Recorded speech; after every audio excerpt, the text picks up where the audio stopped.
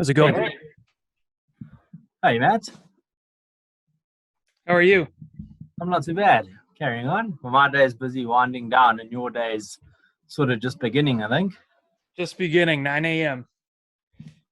That's the time So, realtors start work. Maybe 10 for some of them, but yeah, but no earlier. I'm just getting this hooked up. No worries. While you sort that out, I've just seen this on Facebook, which I thought was quite funny. Um, let's screenshot it so I didn't lose it. I want your thoughts on this. Someone wrote on Marketplace, negotiable means I have an unrealistic price I'm listing for, and you have an unrealistic price you'd like to pay, and we need It, to find a middle ground. It doesn't mean you should give me the worst offer you can think of, and then when I counter, you back out of the deal. It's sort of like I like realistic. it. I think this guy was trying to sell a couch, but Yeah, it's like some sellers. that's awesome. But yeah, How's everything? it's good. The year started off really well. So if it's going to set the tone for 2022, it's something exciting and to look forward to. Yeah. Um, Fortunately, we're sort of over all the COVID nonsense and lockdowns. We haven't gone into one again that sort of affected real estate. I don't know what you guys are like. So it's sort of on. We're in a bit of a lockdown right now. It's weird. And does that affect you yourself or not really? Not really with real estate. We're in like an all-time high in our market. The seller's market, it's a seller's market like no other. It's going up like every almost week. We're seeing like a new record price, and it's just like crazy. You guys, do you have buyers and sellers agents, or are you sort of like us where you just do both? We do both. Yeah.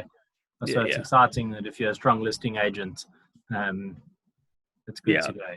Yeah, it's good. But I mean, I always have buyers, and it's hard right now for them. Like we're losing, and we're offering like, 250, 300,000 over ask and not getting places. Crazy. Yeah. I mean, $300,000 is like the average price, I think, of what a home costs here. Oh, wow. I might be wrong. In the calculator, fun. Your commission is like 6% or 5%, and you split it? Yeah. So basically how it works here is if on average, say 6.5, depending on the area or the price of the house, usually the higher we tick up into the price ranges, the slightly lesser it becomes. And then your appropriate splits with the agency, and then obviously if someone else in the office sells it. Yeah. I'd imagine it's fairly similar to you guys. Yeah, pretty much exact same. So you just need to find people that pay like $1 million more than what it's asking, and you're good to go.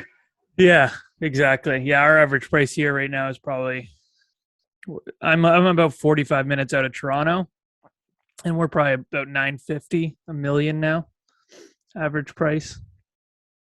So by comparison, our average sales price is like 1.8 million. Yeah. I think call it 16. So we could buy 8. You could buy 8 homes with the average sales price of yours in our area. Yeah. It's crazy. But I mean, that being said, I don't know if you know Rob Levy. He's in Australia. Yeah. Heard of him. I asked him what a house I was at that was on at 5 million here would be in Sydney, and he said it'd probably be like 65 million rand or something crazy. Crazy. Australia has it way different than us. They have like buyer's agents, or no, buyers represent themselves, I think, and they're just selling agents, like listing agents, mostly. The seller pays for all the marketing. So you get, I think, like 2 or 3%, but the seller effectively determines how fast they want their home to sell based on the marketing they pay for, which is pretty crazy.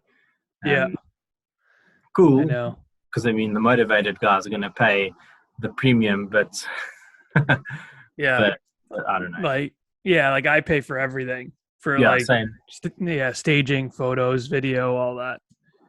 Yeah, same. Yeah, the only thing that's not too big for us is staging. it's creeping in. I found like whatever America and Canada and stuff's doing, it arrives in South Africa like 5, 6 years later. But it's tough. If you tell someone who's lived in their home for 32 years that the couch will look better against the other wall, some people want to do a murder because they can't Yeah. change their memories around. But Yeah. I always preface it by like saying, listen, your house looks great and it's perfect for you, but we want to make it look like a hotel. We want to objectively have as many people as possible saying this is they could see themselves in it. So we depersonalize and we want to just make it look like they're walking into a hotel. It's no longer your house, so you kind of gotta like get them into that because some people are really connected, and it's just you have to say like it's nothing. I love how it looks. Nothing against what you've done, but we just need to, you know, do that, and that usually works for me. Yeah, okay. Make it more acceptable for a broader sort of audience. Yeah, But it gets there, man. But yeah, so the reason I reached out, it's always cool when people I don't maybe expect to say yes, say yes. So to sort of give you the idea behind it, a couple of years ago, when we went into our super hard lockdown, where you could go to shops, but there was like a 15-minute time limit in Woolworths and whatnot. Myself and a colleague, started a sort of Zoom call session where it was just three of us and it grew to like a couple hundred. But now that I've changed brands, I thought it would be a bit weird doing it with people from another agency. And then like, how does it become specific to one? So I thought, well, I'll start it again because I thoroughly enjoyed it. And I think quite a few people sort of became fairly inspired by it. And then so it's to talk to people like yourself who really utilize social media. The humor side of it's incredible. A lot of it, I think, is really what some of us think most of the time, but might not necessarily say. We do say it in the office, but but the gist of it, the way it's delivered, is super funny. And to hear your story, and then maybe, like I say, hopefully both of us leave a little bit inspired, but then to sort of change someone's mindset that gets to watch it or see it.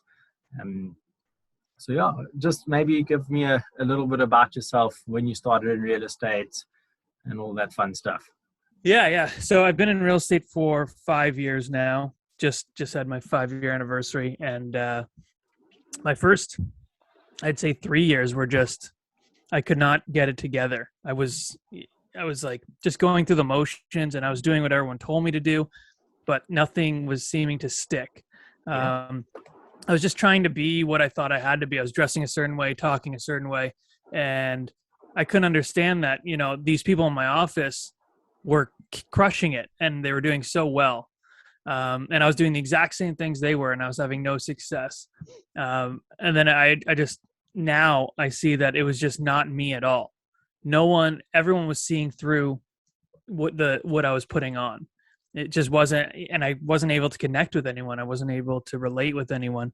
I was also on teams when I started, so it was just, I had to follow what they wanted in their brand, and rightfully so. It's their team, it's their brand, so I couldn't really do things I wanted to do because I've had these ideas since the beginning, since I started. But everyone told me, you can't do that. It's unprofessional. No one's going to take you seriously.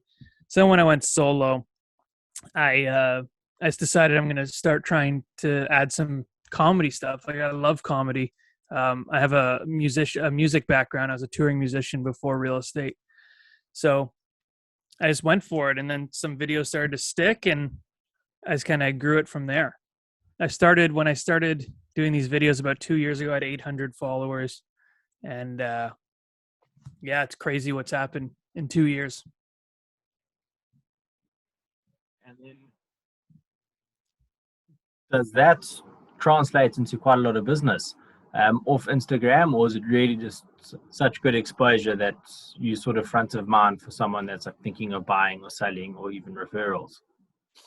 Yeah, actually, referrals was a big one, but all I do is like my sphere of influence, my family, friends, Yeah. and Instagram or social media. Like, I don't cold call or door knock or do any of that. Like, that's everything I do. and yeah, like this, I've the Freddie Mercury video alone that really kind of started everything for me. That was the one that kind of, I always say, changed my career. Um, that video alone, it cost me $300, and I've probably made 120,000 from that video now in commissions. Because people reach out, they like it. Like I got a $2.2 million buyer from that video. Like, and it's crazy to think that you don't really put luxury and what I'm doing in the same Yeah, ballpark, but people who have money like to laugh too. Everyone always puts the luxury clients on this huge pedestal, like you have to be so prim and proper, which is the case with some people, but that's the case in all price ranges, not just luxury. um and I find it pretty cool, like because I'm with a very like high end luxury brokerage, and yeah, I like the contrast of like me with the really high end properties, because I'm not a luxurious person. Like I go to a steakhouse and order chicken fingers. Like I'm just not, but I don't know. So it's been cool. And the agent referrals has been amazing, because a lot of people message me. A lot of them come from like the States, and they'll say, you're the only agent I know in Canada. And they send me the referrals, and I happily take those, because they're already, they've done the work. They're nurtured and ready to go a lot of the time. and there's a relationship now because you're being recommended. And your agency, did you start with them and you've been with them for the last 5 years, or did you shift to a different brand at some point? No, I came to the agency September 2020. Before that, I was with two other brokerages, with Keller Williams and Century 21 before that. And then I came to the agency, and I finally found my fit, and they're I love it here. So I finally found the home I'm going to be staying at. Okay.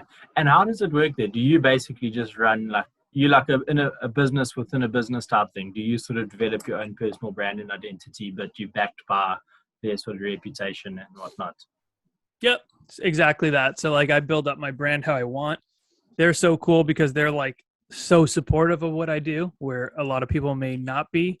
Yeah. So a lot of people don't want the swearing and stuff like that, but I don't know. I don't know. That's just me sometimes. So, um, yeah. So I just do that, and then I'm back to, I can use their brand, because their brand is really big in the States, and it's starting to get really big here. So I can, fall back on that whenever I need. Yeah, where it's maybe outside of your personal brand and you can leverage theirs type thing. Exactly. Got Yeah. you. Cause we got some of the big, like the agency there on like a lot of TV shows like Million Dollar Listing LA and stuff like that. So we kind of have that to hang our hat on as well, which is pretty cool. Okay. And then you mentioned the Freddie Mercury video, which I actually watched earlier because I was Yeah. scrolling through all your reels to see when the first one came up and whatnot. Are you going to make music parodies a comeback this year? Yeah, I know. I've stepped away from them a little bit. Um, yeah, I think I'm gonna have a couple. They're fun. I just sometimes, a lot of people started to do them or try to do them, and whenever like it gets too saturated, or um, just you know uh, too congested with people doing that stuff, I try and veer away and like go down another lane, just so I'm always like top of mind of being like original and not just like everyone else. It's So like professional photography. I'll never forget. And I started real estate in 2015, so I think it's nearly 6 or 7 years. yeah, And professional photography came out, I think, the second year I was doing it, because everybody before just had those like little point and click cameras. yeah, And then like one or two of us started saying, well, we get a photographer to come in. And that was like a game changer. But now, if you don't offer professional photography, it's like, what the hell is going on? yeah, Um, so you say like you did the music video and like that's how it blew up. So in 20, I think it was 2017, I might be wrong. Um, I also had a 4 million rand listing. It was empty, so I dove in a pool because I didn't know what else to do and like how to intro the video. I haven't done it again, just really because the market was moving so quickly that by the time the video was edited, the house was sold, especially after lockdown. But so those I think are going to make a comeback now. But it's nobody else is doing it. And if I look at my area, I think the average agent is maybe like in their 50s. So Yeah. it's unlikely that they're going to copy that. But Yeah. but if they do, hopefully it's known because I pioneered it. Yeah. But yeah, it's good fun. And like you say, it's just people talk about you and they feel like they know you because they follow your journey, and then you fortunately get referrals. Yep. And then when did the videos and stuff segue into doing like the podcast with the broker agent, or how did that all come from Reels? Yeah. Yeah. We met through the videos, everything, and we met and we just kind of hit it off and wanted to start something. So for about a year before that, we were like, we need to do something. We need to collaborate. And then we fell on the podcast. And now I'm totally like, partnered with the broke agent. We're doing a lot of stuff together. So that's a whole other avenue where eventually that's going to take over. I'm going to be earning enough income from that stuff because our podcast is fully monetized already. We have merch. We have like a course coming. So I'm going to be, my income's going to be taken care of from that. And then the real estate's going to turn into kind of like the fun stuff where it's just like do it to do it. So it's been cool. And then the podcast it really took off. We got some good guests right away. We got Jordan Cohen as our first guest, who's the number one Remax agent in the world. And then Ryan Serhant for the second episode, who's huge. So once we got those two, we were able to leverage the rest of the podcast, and it's been awesome. It's been crazy. Crazy to say no. Following those two, it's like to be sort of considered on their list is pretty sweet. I know. Yeah, it's so we had Jordan also during I think the 2020 in the lockdown thing, and it was pretty cool. I think part of the reason he said yes was just because I was at Remax at the time, so. And also, I don't think he had much to do because everybody was sort of in lockdown. So he's the nicest guy. Yeah, like a proper estate agent, though. Oh yeah, he's real deal. I think he did 305 million last year as a solo agent. That's out of this world. Oh well. But yeah, I don't even want to times that by currency because I'd want to probably just go jump in off the bridge or something, or to be like hitting the lotto. Yeah, but it's good. It's good fun. Sort of with the reels, do you sort of come up with the concepts all solo and then just have a production team shoot and edit it, or how does that work? Yeah, so I come up with all the ideas. I run them past my wife, who tells me if they're shitty or not, and then if they're not, then I film them. A lot of the stuff I film myself, or my wife films. Okay. I bought myself like a nice camera, and I'll edit it myself. I've kind of got it into like I just I can bang it all out in like an hour, film, edit, and like have it done in about an hour. So it's not too time consuming. And then for the more for the videos that are just a little more like hard to film where I couldn't do it myself, I have a production team who I hire out for those. So that was like the Drake video and some of the other, you can kind of tell when it's like a higher production. Yeah. And then I just hire out depending on how technically hard it will be to film. And then so it really doesn't take too long. Like I hear a lot of agents say, I don't have time to do that, but anything you do can be content. It's not like you got to sit down and think of a skit and then film it. We can do what we're doing now. This is content. Yeah. And you're not even thinking about it, right? It's not like we're thinking of a bunch of stuff to say. We're just saying shit and we're just talking. But now we can take this and cut it up and use it as a bunch of content if we want. So I think agents just don't want to learn something new or don't want to go down the social media route. I don't think it's because they don't have enough time. I think they're lying too. Like, I mean, I do pretty good business, and I'm not busy every fucking hour of the day, like there's some times where I can just chill out. So the agents who say like they're working 24/7, I just don't believe them. The ground culture. Um, but I think it's just like an excuse. I mean, how do you sort of justify to yourself that it's either hard or scary to do? So the easiest thing to say is I don't have time. Um, one of the guys I will have on my podcast, Grant Gavin, he's a business owner here. He tells a story where his son comes to him and says, "Dad, the Wi-Fi is broken at home," or whatever. So he says, "Will you take my phone and download this game at work for me?" And he says, "No problem, my boy." And he kept coming home to say, "Sorry, I didn't have time. Until one of his friends said, "Tell you what, next time you go home, tell your son he wasn't a priority today, and that's why he didn't download his game." Yeah. Anyways, the son got the game that evening. But like that's the reality. It's like you got to prioritize the stuff that's gonna make you money, no matter how Yeah. scary it is. Some people just see it as, playing around or joking around, but I see Instagram now as like a database. Yeah. And there's so much. Like, do you do a lot of cold calling and door knocking where you are? No. So no cold calling, and door knocking's near impossible because 90% of the homes we have either have like a 6-foot wall and electric fencing. Oh, wow.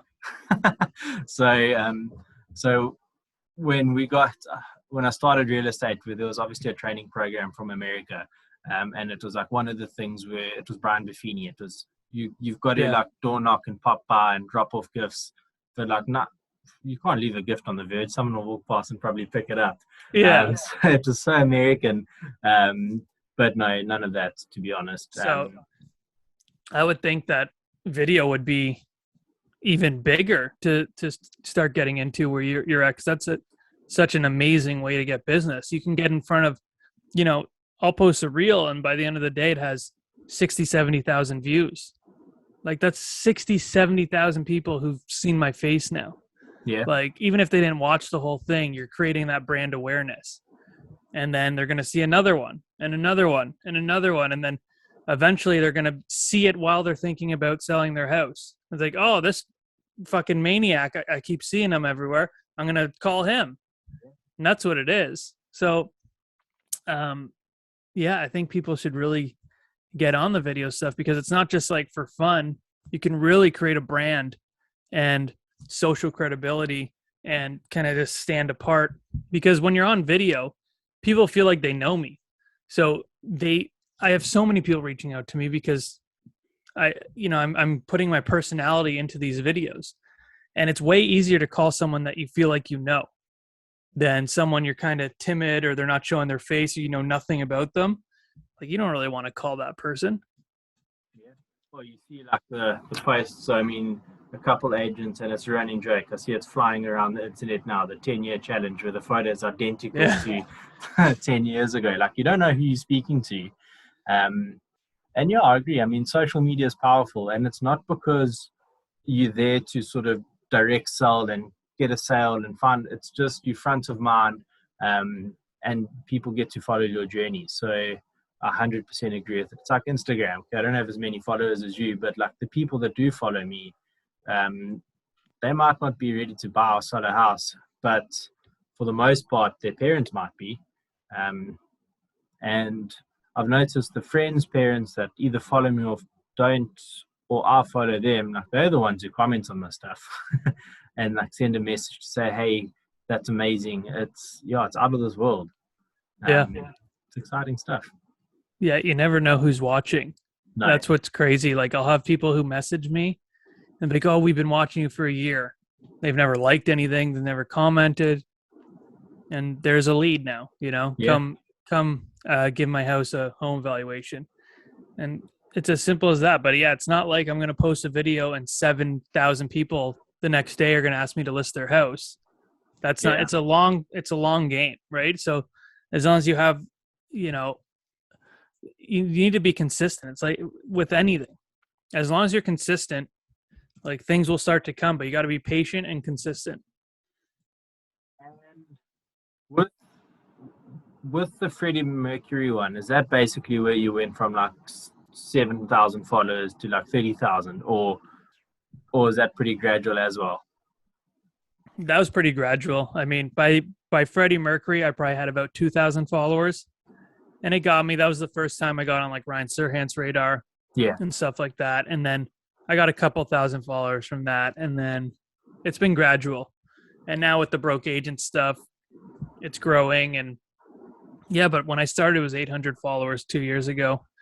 Um, and it's been a gradual, like a lot of people are like, oh, like you just blew up out of nowhere or something yeah, like that, but it was gradual. And it's, a lot of times I feel like it's better to be gradual because the people who are following you are very invested. So like if you look at my page, not only is the followers all right, I mean it's nothing crazy, it's not like the broke agent, but the engagement's really good. So it doesn't really matter how much followers you have. If you need to have an engaged audience, because that's where you're going to see the actual results back to your business. and for 2022, what's the sort of plan, provided you guys don't stand? Because I listened to another podcast that's got nothing to do with real estate, but they're an American. Like they keep referencing that they don't know what they're doing with lockdowns and whatnot. No, we don't. So do you?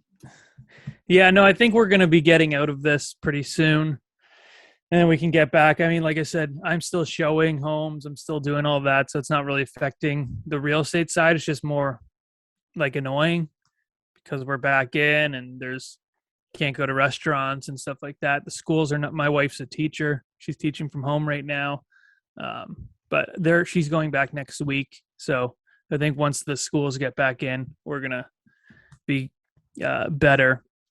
But in terms of real estate, I'm just going to keep growing my business and then really build the brand, the broke agent brand. We're really focusing on that this year with the podcast and the merch, the course. And I do a lot of speaking things now. So hopefully they don't get canceled and I can actually go to them. Okay. Yeah. So it's all in-person sort of events. Otherwise, yeah, all around North America. Yeah. International? Have you ever gone international or not yet? No, like just yeah.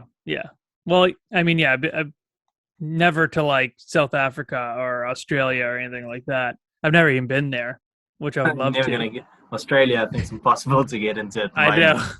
Oh yeah, I know that ship has sailed. I don't even know how. I wonder how long have you been to Canada?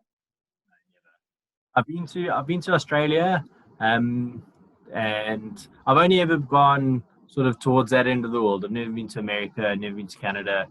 I know, so with the current agency I'm with, if you do a certain level, you get like an overseas trip as an incentive. And this year is supposed to be Mexico, and so I googled flights, and it's like 52 hours total flying time. Whoa, holy shit. So I'd imagine it must be something fairly similar where you'd have to go like South Africa, Dubai, somewhere in the States, and then head up. I don't know. It's crazy though. Yeah, because Mexico is like right beside the States. Yeah. So yeah, how rather far is Australia for you? a direct flight from Joburg is, I think, 10 hours. Okay. That's so still terrible. Pretty far. Yeah. Wow. What's like directly, how far is Dubai? 8. Okay. 8 hours, yeah. Yeah, Dubai's like 15 for us, I think, or 18 or something. So whoever flies you out, just make sure they fly you business class and it's all right. Yeah. Let them put you in some shit hotel. As long as you're good in the air, you're good to go. Yeah. And then what do you talk on when you do your presentations and whatnot? So I talk about like brand awareness, building your brand, bringing personality into video creation, and just finding that bit in yourself that's going to resonate with people. Because I always say like, be like, and it's so over said now, like being authentic and being yourself in video, but it's true. I mean, you need to find that characteristic in yourself that people like. And I always say that, like, why do your friends like you? Why do people like you and talk to you? What are you funny? Are you witty? Are you analytical? Are you smart? Bring that aspect of you in video, like, and bring your passions through. If you like, you know, football or music or photography, like bring that into it too, because you're going to resonate with a whole other audience of football players and photographers and stuff like that. So the more you can relate with people, the easier it's going to be. Like I wear like a ton of band shirts. And I've had listing appointments from just wearing a Ramones shirt. Yeah. Someone loves the Ramones and they message me, and now I see that as a lead. And now, in a week, I see a Ramones video on Instagram. I send it to them. Now I've got another touch. I've got another form of contact with them and stuff like that. It's just like relate with people. I think more than ever, people want to just like you and relate with you. I don't think they really care as much if you sell 50 homes or 100 homes, Yeah, I think it's like anything. It just comes down to the person they're going to be most comfortable with at the end of the day. Because I mean, to be honest, we all really do the same thing here and there. I think feedback's probably if you give feedback, you're like better than 99% of the ones that don't. Yeah. But yeah, it's I see it. Yeah, it's you just got to be sort of authentically you, and it's you should win as long as you're fairly consistent at it, I'd imagine. Yeah. But yeah, it's interesting. We'll see what the year sort of brings. And with you guys on the broke agent side of things, has that also helped your business just because people sort of associate the humor there as well with you, or is that really just like your branding on social media that's being strengthened? Yeah, that's the branding on social media, but it all goes back to the social credibility. So now when I go into a listing appointment, I can say, well, I have 37,000 followers that I can get your listing out to right now. Yeah. It's just a nice kind of icing on the cake that a lot of other people can't say. So it's just, an extra little layer, because like you said, a lot of us are doing the same thing. We're going to go into the listing appointment. We're going to say, we're going to do professional photos and put it on MLS and Zillow. It's just like, we're all saying the same thing. So if we can just say something that kind of like triggers something that's like just a little different, everything helps. But the podcast has helped. I'm going to have about, I think, $3.5 million of listings this year from the podcast. Just like I interviewed Maya Vander from Selling Sunset, and that one I got a bunch of leads from when I posted it, because Selling Sunset is like really big here and in the States, and people just were blown away that I was talking to like her. And then we started talking, and yeah. I mean, my wife is also a teacher. Nice. But she's at home now with the little one. But so we watch Selling Sunset. So like she digs the drama. I like to see the real estate. I like the drama a little bit as well. Yeah. But yeah, it's you say it. It's massive everywhere. It's funny though, like because you get questions like, Jared, is that what it's like? Well, not really. I think some of it's for the views on Netflix, but yeah, even the commission is not right. Like when they say like this house is worth whatever, and then they do 5% commission, like they're gonna make the entire 5% commission. I'm like, that's not right either. Like they're making the commission seem so even bigger than they already are gonna be on a $34 million house. So like everything's. I mean, it's definitely story first, real estate second, but it's entertaining as hell. Oh yeah. If they did a chair and they said, do I want to be on it? Hell yes. And I'd be the most dramatic person under the sun. I'd be on it. I'd be on it for sure.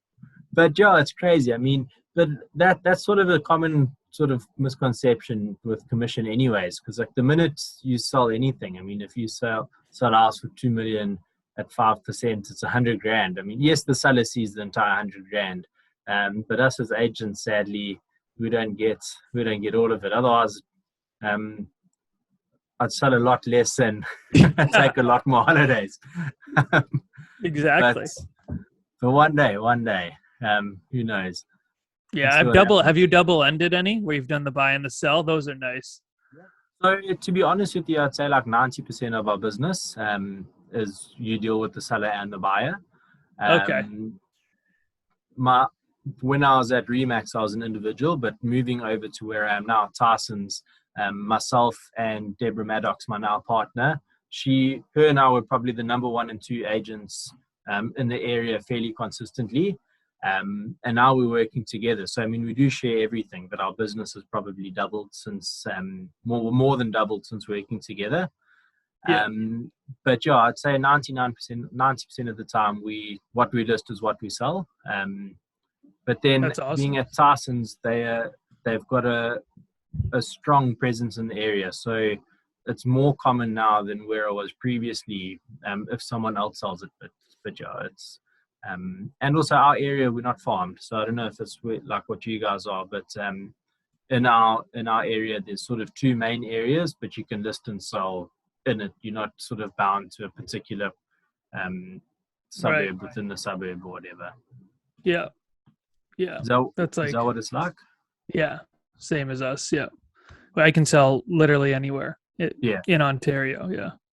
Okay. And that's pretty big, I'd imagine. Yeah. Ontario's big. So like I refer a bunch of shit because if it's like an hour and a half, even 2 hours away, I just don't, for a buyer, I just don't know enough about the area. I don't want to be driving 2 hours, like, all the time to be showing stuff. So I'll just refer that out, take my 25% referral fee. And it makes sense. I mean, same thing with us. I say it to a lot of people that you don't want to dilute your service because, like you say, you don't know the area. I mean, you're telling this guy the school's amazing, but meanwhile, it's like got the highest murder rate in the country. If you wear like a blue backpack and that's the thing they bought their kid or whatever. So yeah, like you never know. But hey, each to their own, I suppose. I think it depends. Like I've noticed the people that sort of spread themselves thin are the ones that don't focus on something where it's like right in front of them if they put a bit of effort in. But it's like anything, it's if you're not fully committed, what was your thing you said in a video? Or it was on a podcast and it sounded super cool as a quote. I watched it literally like an hour and a half ago. I say a lot of shit. How can they trust me with the biggest asset if I'm not all in or something like that, or if I'm not fully invested in real estate? Yeah, that's exactly it. I mean, yeah, and then when you're not fully invested, you end up almost a lot of the times you're doing so much more to get such a lesser result because you're not as invested. So you're willing to drive 4 hours away for a buyer when that 4 hours I can put into lead generation and other things like that. So, I mean, that's just what it is, right? So people just need to learn how to manage their time properly. So I'm seeing someone helping their sellers move and driving 4 hours away. It's like you're wasting a whole day here doing nothing to get more business, Yeah. Well, I don't know. Maybe to be fair, I'd maybe do all of that. Like if our lotto Powerball was like 52 million the other day, and my wife said, "Would you go back to work?" And I was like, "Probably not on Monday, but but like maybe Tuesday I'd like saunter in, or like all the listings that are struggling to sell, I'd probably buy all of them." Yeah, be like that super agent or like savior or whatever it is. But that'd be hilarious. But John, like you say, you got to maximize your time. Do you have kids? No, just my dog. He's my kid right now. So, I mean, if you do end up having I had a huge shift when our little one was born. It's time is fairly precious, and how do you maximize time at home by like maximizing at work? And there's been an incredible shift with the way I do things or have done things, because now it sort of revolves around them. And people appreciate it. I've found like that's the crazy thing. Like if you say to a buyer or a seller, "Look, my daughter's got play school on Sunday, on Saturday," they understand. They'll do the appointments at 1:00. It doesn't have to happen at 11.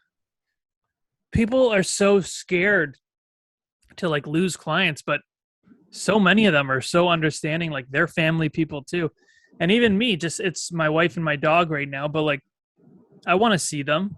I Yeah. want to hang out with my wife. And that's like when I hear people always talking about the grind culture and you got to work and in 20 years you're going to look back at what you didn't do in your business and regret it. Well, I feel like a lot of those people are going to look back in 20 years and see they spent no time with their family and regret that even more. Yeah. So like to me successful is like doing everything I want to do, having, the income to do whatever I want to do, but also being with my family. I'll do 10 less deals to hang out with my family any any year. Like I don't want to just always be on the road and always showing homes and not be with them. What's the point? I mean, like your family's going to be the ones that are there in 20 years. Yeah. The guy you sold whatever street to might choose someone else in 10 years' time because they do a fixed fee com or something and Yeah, might come back to you, but but yeah, you're exactly.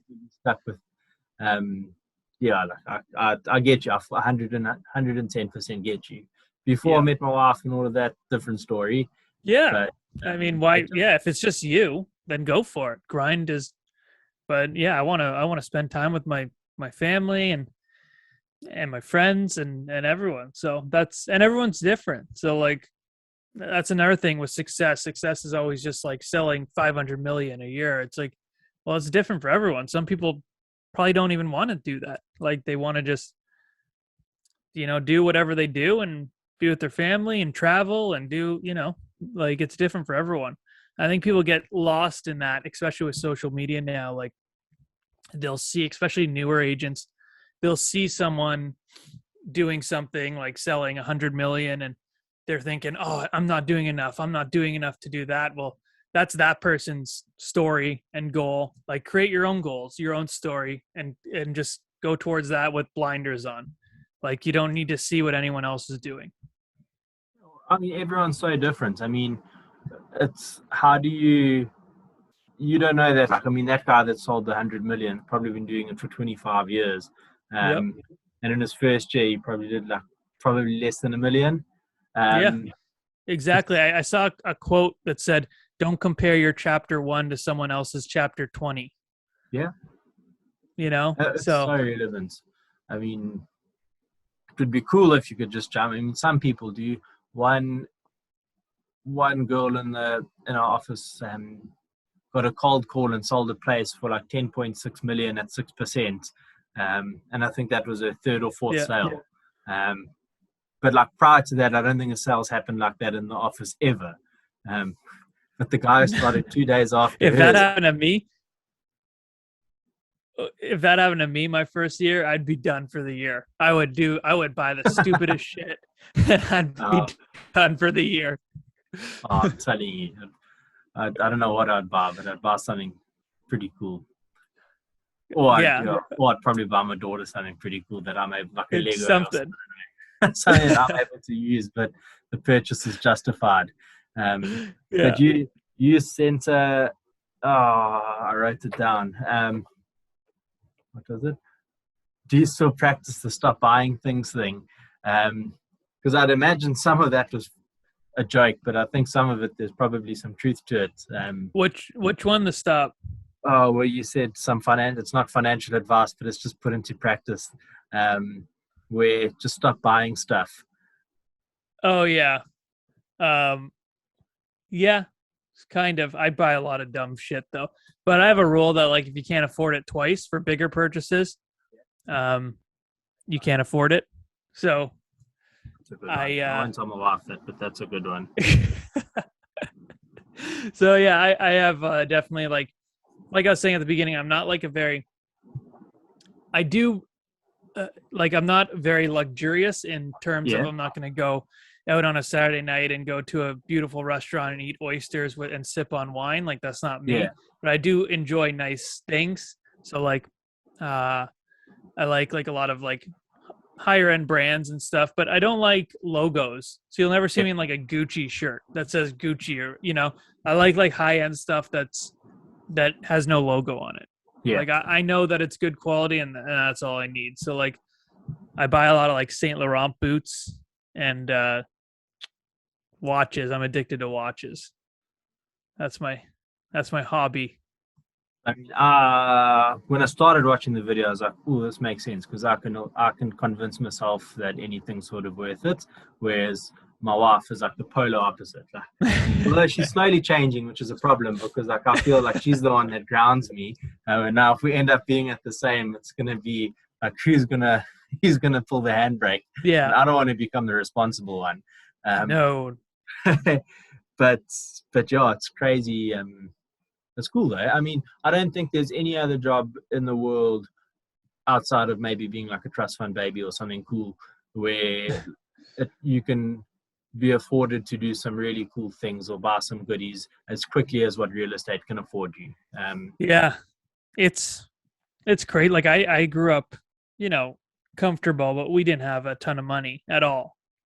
So to be able to do some of the things I've done and some of the things I've purchased, like I just like take a step back sometimes and think like, wow, like this, you know, I can't believe I'm in a position. I'm very fortunate um, to have like a roof over my head and be able to buy like what I want to buy. And it's just a cool experience. And I like buying those kind of high end things, not to like as a flex or to show off or anything like that, but it's like it's a nice reminder that like you're doing well, good for you, keep going, stuff like that. So that's really what it is for the watches. Like I try and buy a watch when like I have a special something like a special occasion. So uh like I got one for when we got married, and then I just got another one last year.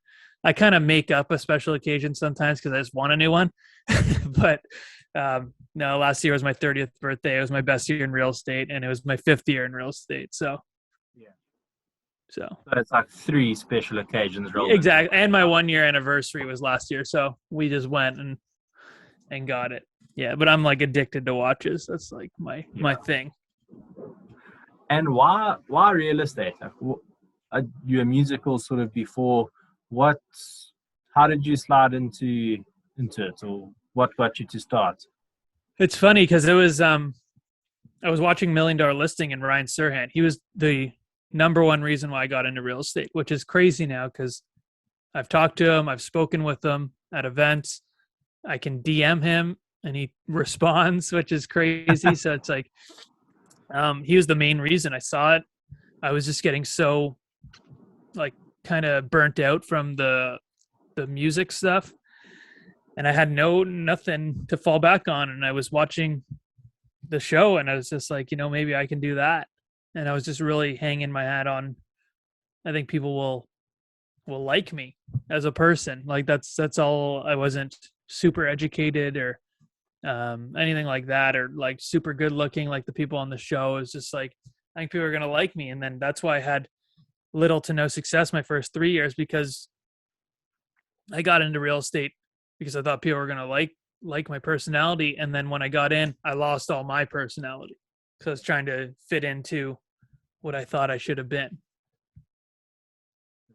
It's powerful. I mean, it's you can't sort of put a value on you. I suppose you can if you sold fast, I don't know, in some sort of trade, but um, but but yeah, it's pretty unbelievable. And in terms of like sales volume, um, what what was it in like year one versus year three when you changed to what do you think you'll do this year? Like just to sort of put a Uh, number on it for someone that watches. yeah, year one sales volume. Um, I can't even think of what I would have done. I made like $20,000, so like like nothing. But I was on a team though, so I had splits. I had 50-50 splits, but I think I did like 3 sales in year one. Year two, I think I did like 5 sales, which was probably like $30,000. Year year three, I think was when I first started doing the videos. I think it went up to like 60,000. Um, then I went up to like 100 and something, and then last year I did like almost like 300 or just over 300, and I think this year I'm aiming for 500 gross commission. Yeah. So that's my goal. We'll see. So can you imagine in like 5 or 10 years time, unless you're out of real estate completely, because the broke age, you just become some powerful social media influencer, and Yeah. the brands you're Well, buying now are just paying you to flaunt a little bit on per post. it is Something nice cool. though, because like waking up in real estate, like we don't have a sure income. So those first couple of years waking up, and I managed to buy a condo with my wife, I think year 3 or the end of year 2 or something. Um, and once I had the condo, like waking up and immediately having like a pit in my stomach, thinking, where is the business going to come from today? How am I going to pay for this shit? Like it's a terrible feeling. So now having that like passive income of what I'm doing with the brand is really nice, because already it kind of takes care of uh majority of our bills, so it's like already the real estate is beginning to be more like fun stuff and just put away to savings and stuff like that. So it's nice to have that blanket, and you don't feel as like, because some people work better under pressure like that, but I work better when I'm going into a listing presentation and I don't need the listing. I want the listing, but I don't need it. And you show that. You show that you're not desperate like some of the other people. I 100% get that. Like if you feel the seller is not going to be a good fit for you, as much as you might not be a good fit for them, and you say, listen, maybe I'm not the agent for you, but like best of luck. You're Yeah. not going to get into your car and just cry all the way home because No. because it's oh my god, I needed that one. I get it. I No. mean, so weirdly, I found as I started to do better, like, and somehow the better you do, the more expensive find their way into your sort of into your life. But yeah, I get it. So I mean, I sort of work well under the pressure. Like if the expense is there, you just have to sell a house to be able to pay for it. It's there's sort of no option to, but it's nice being in a position where you it doesn't affect the way you're going to work. Or like I say, I mean, the first time I heard it, I thought, how dare you say that to a seller? Like where you say, look, this is an interview that's working both ways. You might not be 100% comfortable with me, and I might not be 100% comfortable with you, and that's okay. And like the first time it came out my mouth, I was like, ooh, this guy's going to kick me out the house. Yeah. But we ended up working together, and it was great. And it's powerful being able to say that. Because again, it's if it doesn't align with like your priorities, you can say no, and it's fine. Mm-hmm. If anything, that person's probably more likely to refer you or come back to you and ask for advice, than if you just worked with them and it was like this, like butted heads the entire time. Yeah. It's unbelievable. But yeah, it's pretty exciting stuff. And like if you had to do sort of one takeaway, so don't want to steal your morning for too long. If you had to restart, what do you think you would have just been like authentically you, or what do you think you would have changed? Yeah. I think I would have, got to being more authentic right away, got on video with more of a purpose and posting with more intent, because that's what people also don't see. Like they'll just post a brokerage branded market update because it's all they have that day, or they'll post an open house, or they'll post their pumpkin spice latte. Um, it's not posted with intent. There's no audience they're trying to get to. They're just posting to post. So yeah, I would post with intent. I would start on video faster, and I would just be more authentic, because people really want to see that. People can see through the bullshit now. They really can. And if you're just a genuine dude, like, you're not going to be for everyone, but you're going to be for some people. And the thing is we're not going to get all the business. We're just not. No one's going to get it all. So let's just be ourselves. We're going to attract those like-minded people, and that's going to make our business way more enjoyable, because we're going to work with people who kind of have the same goals, and everything kind of aligns. I don't want to work with assholes anymore. And that's what, it's just not worth it. So that's my takeaway. That's amazing. Matt, I really, really appreciate your time. I'd love to have you on again if you're up to it. Yeah, for sure. And then what I'll do is I'll retransfer you this as well if you haven't recorded it on your end. Okay. And then if anything, the biggest takeaway is I can just send you the clip to say you like to hang out with your wife, or next time you guys have an argument or something, you say it's documented that I do actually like you. And then, but yeah, like I say, I really appreciate it. And I didn't expect you to say yes or reply so quickly, but I'm glad that you did.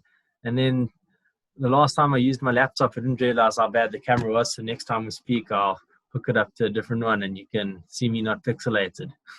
Yeah. No, my camera's not great either. I just have this like light here. Kind of makes it better. There we go.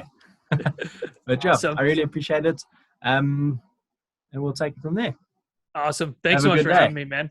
You too. Easy going. Take care. Just for now.